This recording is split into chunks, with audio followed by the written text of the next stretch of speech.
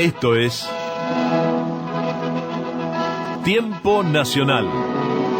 Hoy es la fiesta del trabajo. El programa que reivindica el ser nacional. Un tratamiento profundo y singular de la actualidad, junto a la revisión de nuestra historia, resaltando los valores de la argentinidad. Tiempo Nacional, con la conducción de Rubén Giovannini, el defensor de los derechos constitucionales del conjunto de la sociedad y de la tercera edad en particular.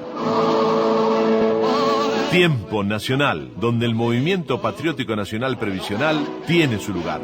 Tiempo Nacional. Hace 20 años que lo defendemos a usted. Somos la voz de los que no tienen voz. San Martín pensionante trabajando y traspuso las cumbres hacia el sol.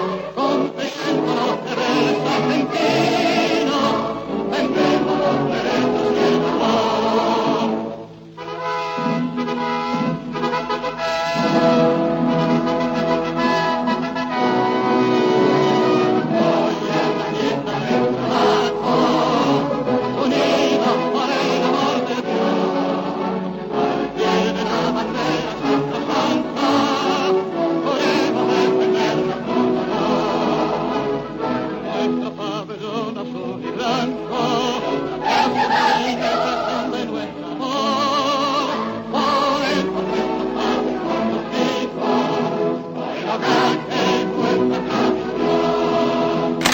Estuvimos hablando en estas últimas editoriales de lo internacional, de cómo se diseña, cómo se maneja el mundo, cómo ellos planifican y ejecutan a través de gerenciadores, a los cuales se les llaman presidentes, gobernadores, diputados, senadores, que llegan en representación del pueblo.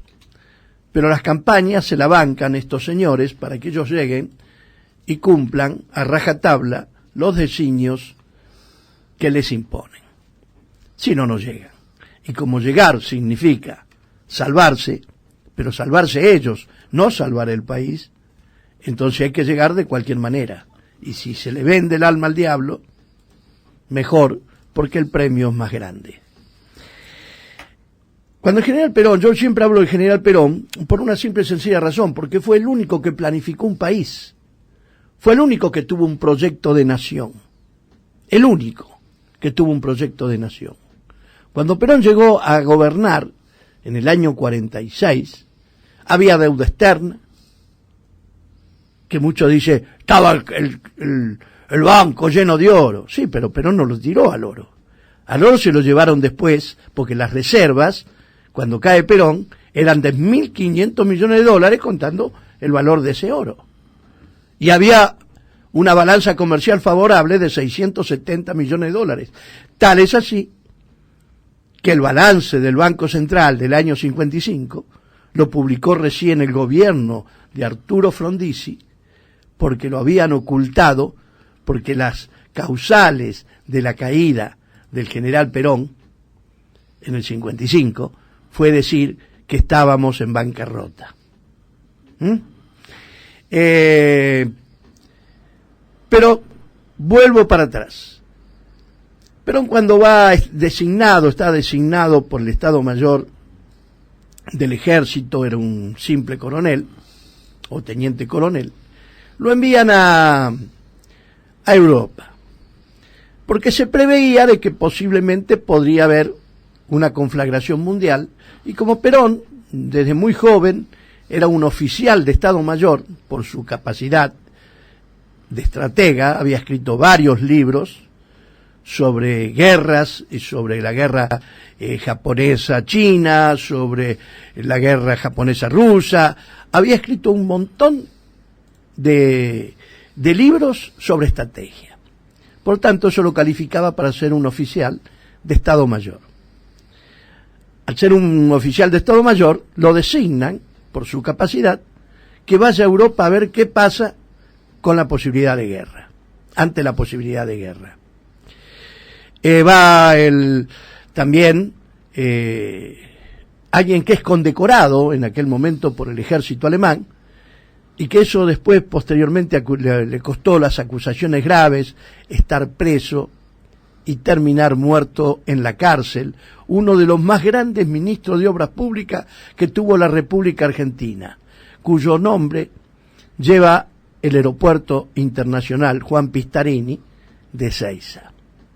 Juan Pistarini fue uno de los hombres también que estuvo en Europa, que era superior a Perón, en el grado, y que fue uno de los hombres que acompañó a Perón como ministro de Obras Públicas y que hizo las obras públicas más maravillosas y más costosas que todavía están en pie en la Argentina. Y sin embargo, terminó comprando su casa con un crédito del Banco Hipotecario Nacional, porque el presidente del banco lo vio en el banco y dice: ¿qué hace, general, usted acá?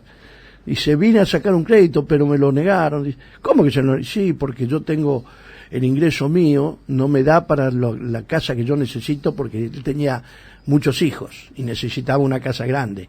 Y lo que él ganaba no le alcanzaba, porque era una parte proporcional que tenía que descontar, no le alcanzaba para pagar la cuota.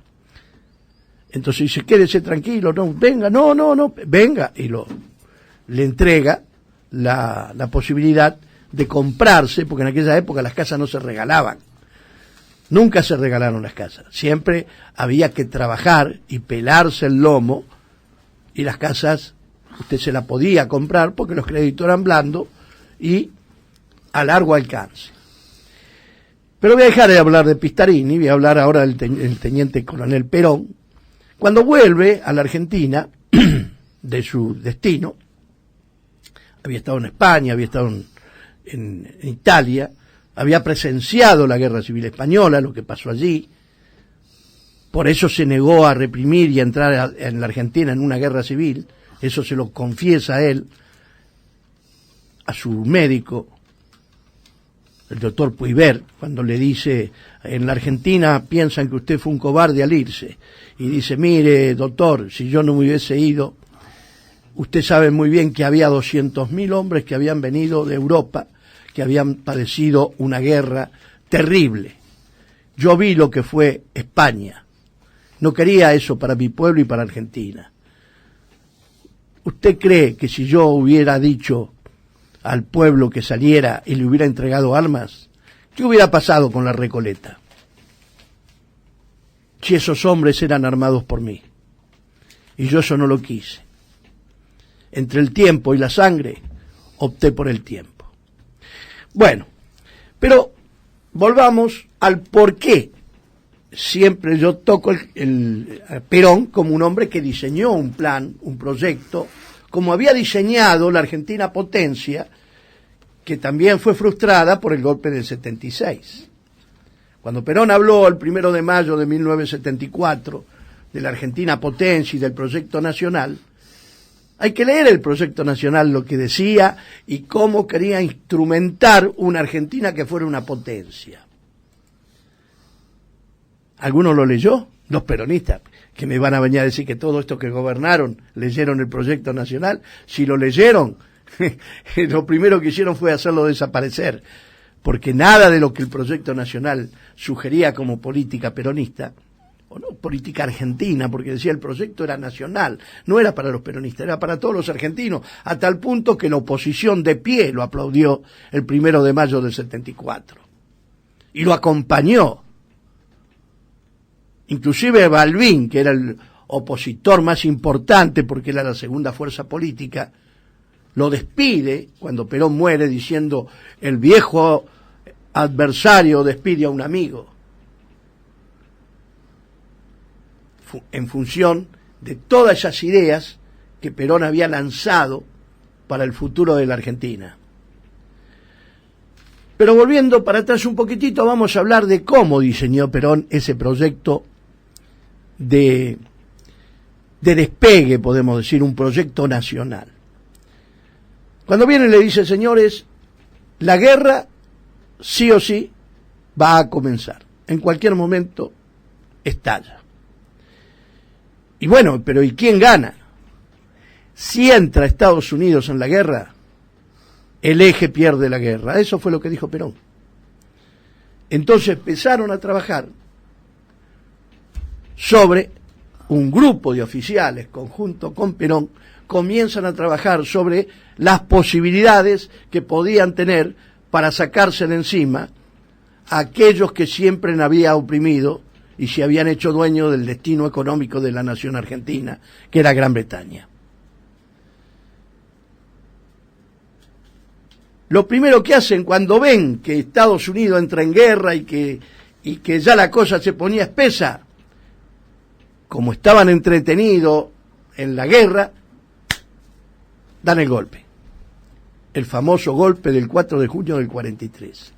Y a partir de ahí comienzan a desarrollar una política capaz de permitirle sacarse de encima el yugo británico y poder diseñar un plan de gobierno que le permita liberarse y que permita la industrialización del país y que permita el despegue de Argentina. ¿Y esto por qué?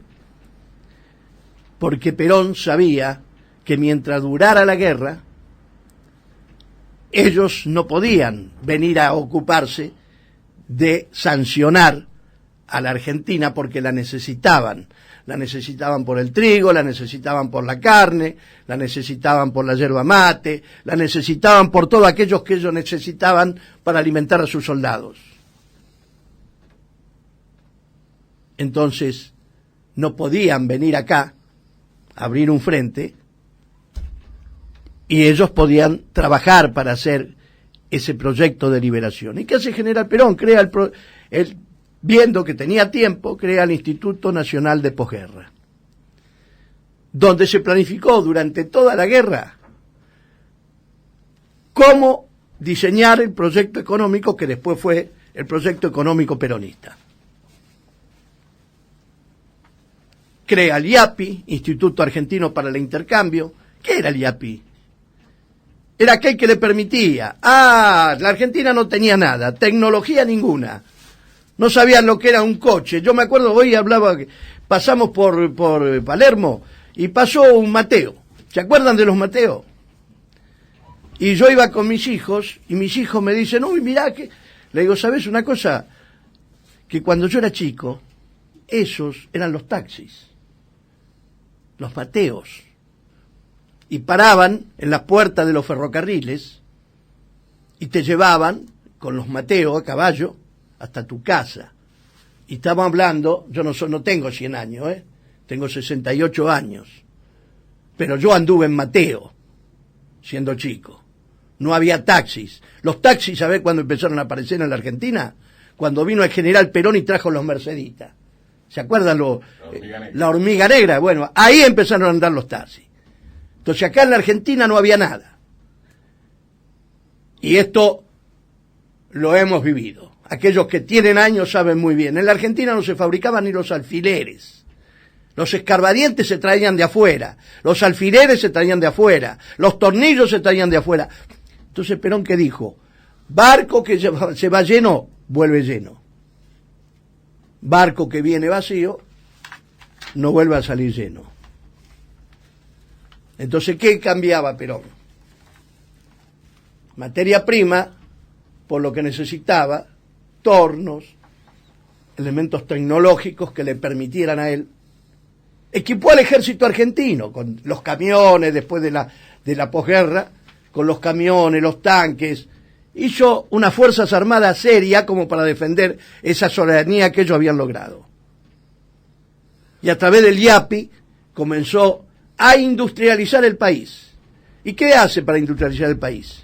Crea el Banco Industrial, que después fue cerrado por Alfonsín. El Banco Industrial después se transformó en el Banco Nacional de Desarrollo.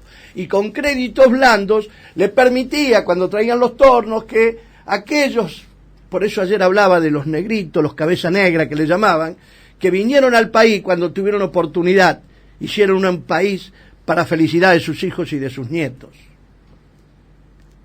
Y aprendieron a manejar el torno, y yo, previendo que todo esto tuviera su futuro, crea las escuelas obreras, donde los chicos, los hijos de los trabajadores podrían ir a tecnificarse y aprender, que se llamaron las escuelas técnicas. Y a partir de las escuelas técnicas, cuando ya medio terminaban su proyecto de estudios, creó la Universidad Tecnológica Nacional, o la Universidad Obrera, que se le llamó. Entonces fue creando todo lo que se necesitaba en el país para que este fuera un país no solo agrícola o ganadero, sino un país agroindustrial, que también fuese un país industrial. Se fabricaron coches, se fabricaron aviones, se fabricaron tractores, empezamos a fabricar buques, porque los buques eran necesarios para transportar la riqueza y no pagar fletes. Se creó el Instituto Nacional de Reaseguro para que los seguros no lo hiciera ni el Lloyds Bank ni lo hiciera la Barclay, que lo hicieran las compañías de seguros argentinas y la plata quedara aquí. Eso es diseñar un país, eso es hacer un plan de gobierno que le dé trabajo al pueblo y que le dé posibilidad de progreso y felicidad. A los chicos desde chicos lo educaban en la cultura del trabajo, de la decencia, de la honestidad, y no de la vagancia, ni de la droga, ni de los vicios, ni del alcohol, ni de la vida fácil. Y esto se fue dando. Pero lo más grande que hizo el general Perón, que no pudieron hacer nuestros ancestros, fue declarar la independencia económica en el año 47. Porque nosotros fuimos libres políticamente y declaramos la independencia en 1816. Pero los vendepatria que siempre tuvimos adentro, con el famoso tratado de 1825 con Gran Bretaña, sometieron a la Argentina a los arbitrios de Gran Bretaña, de la corona inglesa. Y aparece Rosa y Dorrego que quieren terminar con eso, pero después de la caída de Caseros se afianza ese tratado de 1825 que hasta ahora tiene vigencia y somete a la Argentina, donde, acordémonos lo que le pasó a De la Torre, a Lisandro de la Torre cuando denunció las carnes, los frigoríficos, las carnes se las llevaban gratis, acá manejaban la corporación de transporte, hicieron y diseñaron el país, los ferrocarriles para el puerto de Buenos Aires para poder llevarse todas las riquezas argentinas del interior del país. La Argentina fue diseñada por ellos, a conveniencia de ellos y para riqueza de ellos.